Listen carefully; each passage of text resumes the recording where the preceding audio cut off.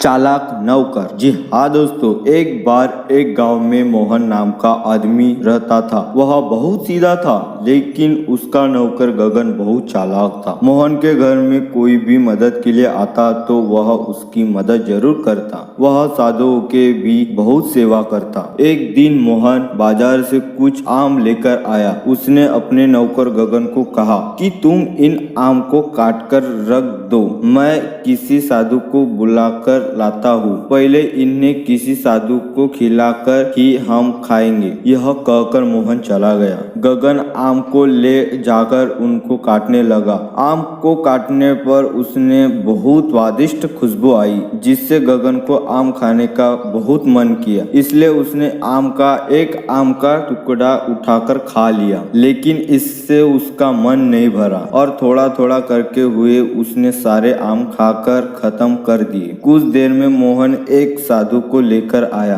और गगन को कहा कि तुमने जो आम काटे हैं उनको लेकर आओ। यह सुनते ही गगन ने मालिक को रसोई में बुलाया और कहा कि चाकू में धार नहीं है, जिससे आम नहीं काटे। मोहन ने कहा कि इतनी सी बात है, मैं इसमें बाहर ले जाकर अभी धार लगा देता हूँ। यह कहकर वह चाकू में धार लगाने बाहर चला गया। इसके बाद गगन साधु के पास गया और बोला कि आप यहाँ से चले जाओ, मेरा मालिक पागल है। वह साधु को बुलाकर उनके साथ काट देता है। अगर आपको विश्वास नहीं होता तो आप बाहर देख लो, वह चाकू की धार इसलिए तेज कर रहा है। जब साधु ने सच में मोहन को चाकू पर धार लगाते हुए देखा तो उसने गगन की बात पर भरोसा हो गया और वहां से भाग गया। चाकू की धार लगाकर जब मोहन अंदर आया तो उसने गगन से साधु के बारे में पूछा, तो गगन ने कहा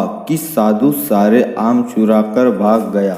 जब मोहन ने यह सुना तो वह साधु के पीछे भागा और कहा कि साधु रुक जाओ।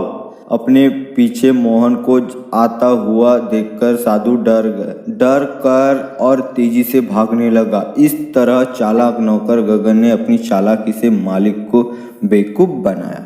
इस नई कहानी से हमें यह शिक्षा मिलती है कि हमें किसी बात पर आंख मूंद कर भरोसा नहीं करना चाहिए।